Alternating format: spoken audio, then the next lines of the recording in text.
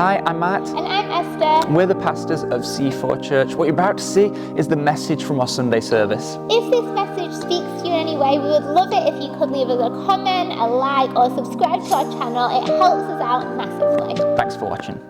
Good morning. How's everyone doing? You okay this morning? You ready to go? Okay, so it's Easter. It's come around quick, hasn't it? It's come around quick. It's come around so quick. First of all, who here likes roller coasters? Come on, put your hand up if you like. Be brave. Who likes them? Okay, not that many. Not that many. Well, I'm afraid of heights, as a lot of you know. But this week, Alex invited me along to Alton Towers because he had this special pass thing and it got a discount. So Alex likes roller coasters. I've not been on them in some time, and I'm afraid of heights, so I was a little apprehensive about it. Can you imagine? And we're queuing up in this one. We start off in quite an easy one. There's no twists, there's no loop-the-loops or anything like that. But that shocked my system. But he said, okay, this will ease us into it. Now let's go into one they call, what is it called? Galactica. Galactica. And I was saying, why do they call them these things? There's Oblivion, there's Galactica. Why don't they call them nice things like peace, soothe? It's always like Oblivion.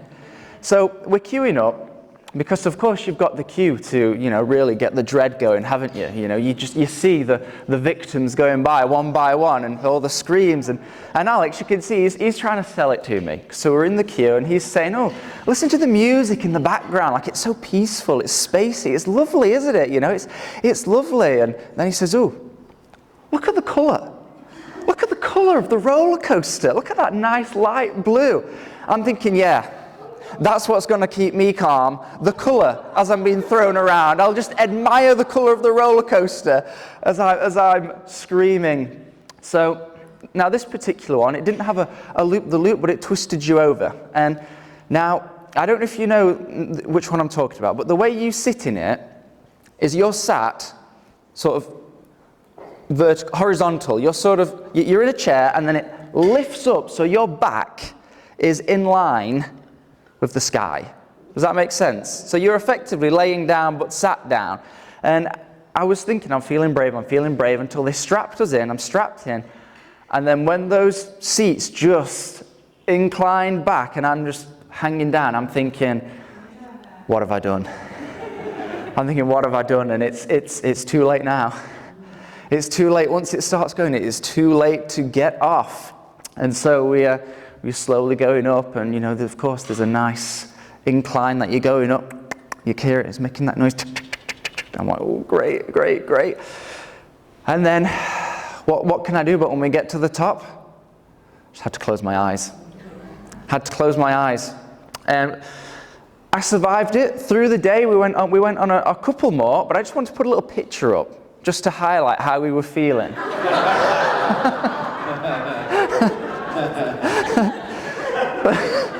So there you can see Alex is enjoying himself. Does my face look like the face of someone? So I powered through it. I got through it, but man, it was tough. Sometimes it's good to just push yourself out of the comfort zone, isn't it? It is. People, the science backs you up with that. But my point is, I was strapped in, I was saying to Alex, what gets me is when I'm on a roller coaster where I can't prop myself up with anything. I can't if I'm sat in something, I can use my feet, I can prop myself in. But when I know I am completely and utterly reliant on the harness, the safety belt, that is what scares me. Because I think if anything goes wrong with that belt, there's nothing I can do. I can't hold on to anything. I've literally got to put all my trust and confidence in that belt that it is going to do what it says it will do, what it's meant to do. Does that make sense? Yeah. Can anyone see some similarities here with where I'm going with Easter? See, I had no control, no power. I had to just put all my confidence, my faith in that belt. And if you need any other message, that was just such a picture that God is saying to us this morning. That you know what, when we come to the cross, all we can do, we've got to put our complete faith, trust, and confidence in the cross. Because we can't do it in our own strength, can we? We can't make ourselves right. We can't live up to the standard of perfection. We've got to put our faith, our trust in the cross. So I wonder, how is your faith in God this morning?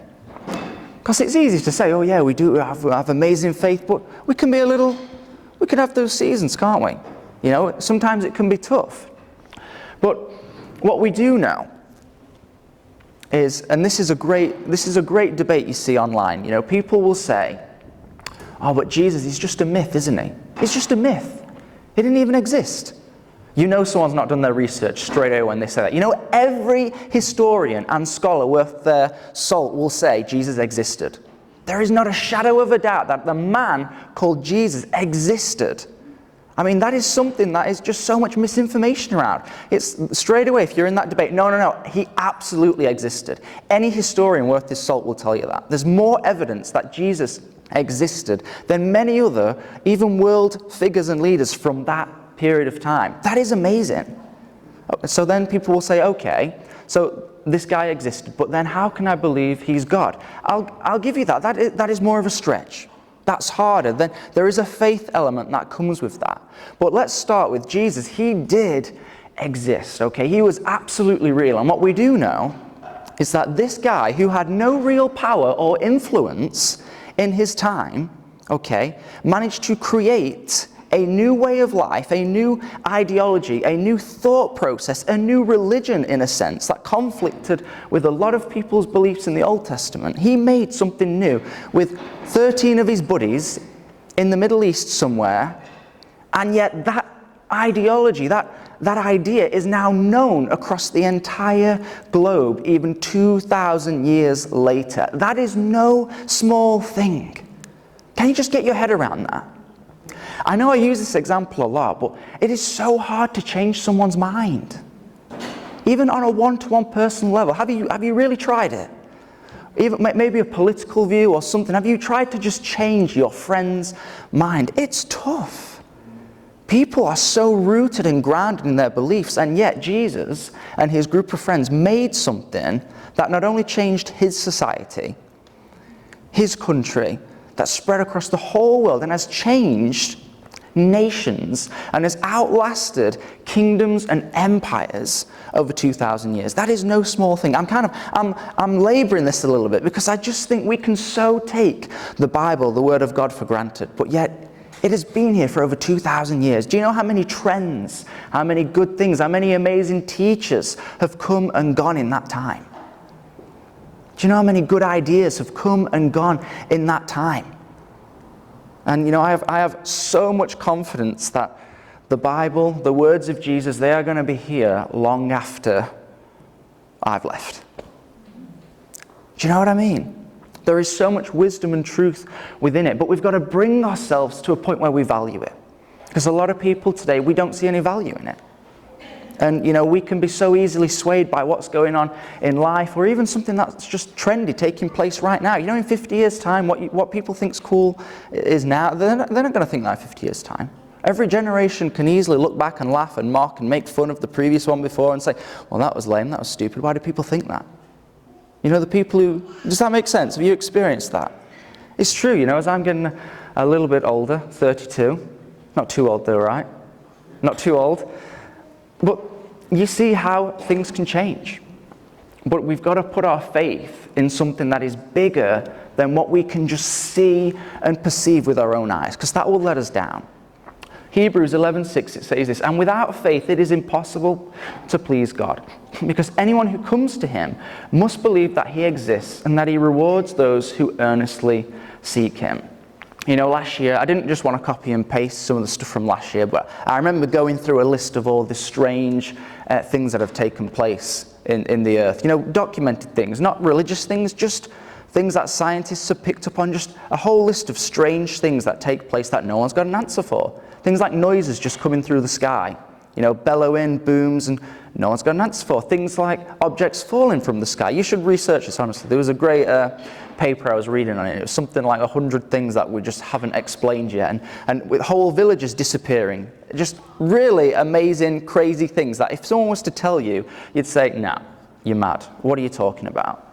But it's actually documented. Scientists believe this stuff. They know it happened. And the point is, there's so much mystery. You know, I don't want you to be sat here this morning thinking, oh, I just know everything about how the world works. You don't. Okay, we're these tiny people on this speck of dust of a planet in this literal infinite universe. We cannot possibly understand everything that's taking place. So we've got to be open to a bit of mystery. We've got to be open to think, okay, maybe I don't know it all. That gets a little bit easier as you get older, I find. You know, when you're younger, you think, oh, I know it all. As I'm getting a bit older, I'm starting to think, yeah, I don't know as much as I thought I do. You know, and I'm sure as you get older and older, maybe you come to a certain age and maybe you think you know it all again. I don't know. Maybe it's just experiences. But we don't know as much as we think we know. And that's why we've got to put faith and trust in other things. And though I can't give you all the answers, you know, I can say that there is so much truth and wisdom within the Bible. There's so much protection within it that God's hand is upon it. As I said, if you want to put it to the test, at the end of today, go grab a group of friends, make your own ideology. Let's see how far you get with it. Okay? We'll just give you 10 years and we'll see how well it's done. If in 2,000 years you've convinced the whole world it's true, or, you know, if it's known all over the world, that's a big thing, isn't it? Okay, you know, I'm just teasing, but the point is, I'm inspired by it. You know, I think it's so easy to overlook it. But we've been going through this weekend, we've looked at Good Friday, where Jesus was put on the cross. And we spoke a little bit on Good Friday, looked a little bit how it's easy to live in that place of defeat. Because the disciples, the people who were welcoming Jesus in, some of those people were the same ones condemning him days later, because we looked last week as well that they had an idea, they had a picture of who Jesus was in their mind, and they were expecting a military leader like we've looked at before. They had a narrative going on in their society. They had an idea of what a savior was. They looked at some of the Old Testament and they thought, our Messiah, our savior, will be a military leader, because what we need is someone to release us from our oppressors, from our captives, from who they perceive, you know, the Romans, who they perceived as they have got us held hostage. They are in control of our society and they shouldn't be. We need someone to protect us and free us from that. So they thought that Jesus would be a general. So what happens? He comes along and is actually quite peaceful. And he's actually saying, no, we're not going to engage in violence. We're not going to be doing that. And then he actually starts saying really radical things like, you know your enemies? I want you to bless them and love them. And you know these people over here that you don't like? I want you to treat them as you'd like to be treated. And you know there's a lot of people that didn't like that. They thought, Jesus, what are you talking about? These people over here I don't like. No, we smite them, Jesus. That's what we do. He said, no, we love them. And when you think you can't love them anymore, guess what? You love them some more. Because Jesus knew the only thing that would really change the world, that would really give the power of the gospel, is love behind it. He knew fear and violence would only get you so far. Love is what changes people. Love is what matters. You know, most of us, we're sat here today, or when we've been through a tough time in our life, it is not someone's fear or violence or threats that's got us through that, is it? It is love that's carried us. And that is something we all have the ability to do, but that we have to be so intentional with. Love is so important. The very reason Jesus went to the cross, we're told in the Bible, was because it was an act of love. That John 3:16 says that, for God so loved the world, for he so loved the world, that he gave his one and only Son, that whoever would believe in him, they would not perish, but have everlasting life. It's such an important thing. The very act of the cross was love. Even though it was a weapon, even though in their day the cross was the ultimate symbol of fear, you knew if you were getting the cross, that was it, you were done. And the Romans would use that to scare you. They'd be like, if you wrong us too much, we won't just punish you, we won't just hurt you, we will put you to death, and we will put you to death on the cross, which is a symbol of fear. And yet Jesus turned that around, so much so, made it his throne, wearing a crown of thorns, and now we know it as a symbol of love. How amazing is that? People will wear it around the neck. Would we wear a little noose around our neck? No. He completely, again, transformed. He turned around the whole idea of what the cross was. He changes our idea of humanity, of what's right and wrong. He changed the whole idea of the cross. Now, we know on Easter Sunday, we're not living in the place of defeat. It's easy to be like those disciples and think, okay, my Savior, it's not worked out. He's been put on the cross. I thought he was going to free us. Instead, they've arrested him, put him on the cross. Now he's dead. And sometimes we can live in that place, can't we? We can live in that place that Jesus is in the tomb. And we don't know what to do. Because we had an idea of what should take place, and maybe it hasn't. They had an idea of who Jesus should be, and he didn't live up to that. So many were scared, and many just turned away. In their mind, they'd cast him aside. We've looked at this previous weeks where sometimes maybe we've been through a situation where we've not lived up to someone's expectation. The people that were quick to bless us one day have been quick to curse us the next because we're our own person. Because we've not lived up to an expectation put on you by someone else. And when we come to Jesus, we've got to put those agendas aside and say, just let God be God. What are you going to do today? What are you going to do in my life, Father? So, we've come in today, and we can look at the tomb, and the Bible tells us that the stone was rolled away, and that Jesus, 3 days later, was resurrected and left the tomb, which would have been completely mind-blowing, would it not? And we know we're given different accounts of then over the next, over a period of time after, where Jesus encounters his same disciples again, in a new way now, because he's changed, he's transformed. And he's met, some people celebrate it, some people can't believe it, as I'm sure most of us would be able to sympathize with. And some people wanted to even see the wounds that he had. But I think we're given a choice, aren't we, really? Because we're his followers, we're his disciples, and we come to the cross, we leave things at the cross. And then we come to the tomb, where when we come to Christ, when we put our faith and trust in him, this is the hard part that doesn't make sense for us, but we become a new creation ourselves. That the Bible uses harsh language that says our old self dies. That we just put it to one side, it's gone. The old self will now rest. The old self will stay in the tomb. The new self is going to walk out. That there's been a transformation. And that anyone can do that. Anyone can come to that. Anyone can go into that process. That whatever, if we've got fear or shame or sin or just something, anything in our life, perhaps that we're a failure or something we're not happy with, or an embarrassment, we can leave all of those things in the tomb. Because Jesus, he did not take those grave clothes with him. And some of us, what holds us back is we're trying to leave the tomb, but we're trying to take the grave clothes with us. We're trying to take the old things with us, the old ways with us. And yet if we're going to walk in a resurrection, if we're going to walk in as a new creation, we've got to just leave some things behind in the tomb. And that can be so tough, because we love our comforts. We love what we know. We get used to things, don't we? I said at the beginning, who likes to push yourself out of your comfort zone? And many of us were thinking, well, not many. But sometimes it's just what we need. Sometimes you've just got to get on that roller coaster. You might not like them, but you've just got to put your trust that harness will keep you safe. You've got to put that trust in Jesus, that it's not on you.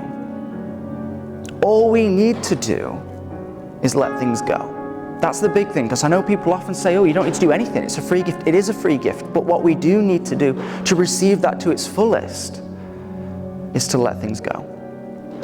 You know, whether there's a sin habit we need to turn from, or just something in our past that has just marked us that we can't move from, we can pray to God just to help us move past this and let it go.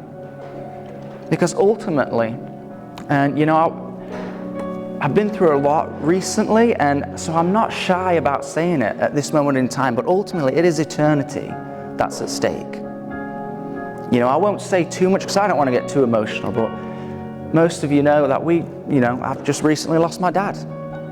And honestly, you're still coming to terms with it. It will take some time to truly process it. But I was saying to Esther, it just changes the way you view eternity. Because when you have a direct loved one, they're no longer living here. They've gone to the next place. Whatever that is, whatever that looks like, they don't live here now. They're now in the next place. And it just makes it so real that eternity is at stake. You know, the Bible talks about our life. It says our life is a vapor. It's a mist. And we love our life. We love life. We thank God for the gift, but it is a mist. It is a vapor. What he means is it's here today, gone tomorrow. And we do not get the gift to know how long we get. And you know, it's been a massive shock to my system just losing my dad suddenly like that. But spiritually, I have to take that as, you know what, we all, when we want to come to God, when we want to give things to him, if we want to get an area of our life right with God, we just have to do it right now. Because it's so easy to sit in complacency and think, well, I could do that next week, or I could do that next month, or I could do that next year. Maybe you could, but maybe you won't. Maybe you won't have time to. Maybe the moment will just pass.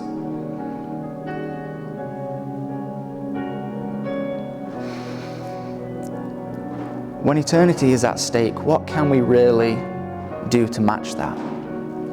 You know, I was, when we were just going through some of my dad's things, and I found his little journal, and I found a prayer that I'd written down just last year. And I was just able to read over that and pray it myself. But it gave me so much confidence and strength to think, you know, he didn't talk about it too much to me, but he was writing prayers to God. And I think I just took peace in that moment, because I know one day I'll see him again. You know, there's a lot of people who don't think like that, who won't have that hope. But I know one day I'll see him again. And there is no one that can take that away from me. You know, maybe people in the world would laugh to think, no. You know, there's so much mystery to this world. You know, if people have come to the conclusion that we're literally it, this is it, just us right now, just some living, breathing cells in this infinite cosmos, that's what I feel sorry for. No. There's so much more. There is so much more. And I just say, God, speak to us this morning, that we're going to live under that power of the resurrection, both literally in the days to come, in the new age, and right now in any areas of our life where we need it, where there's dead parts of our life where we've just seen no fruit, just nothing, and we're saying, God, put your resurrection power there, because we believe in the reunion to come, and we believe we can see some change and some power right now. In a moment, we're going to go into communion.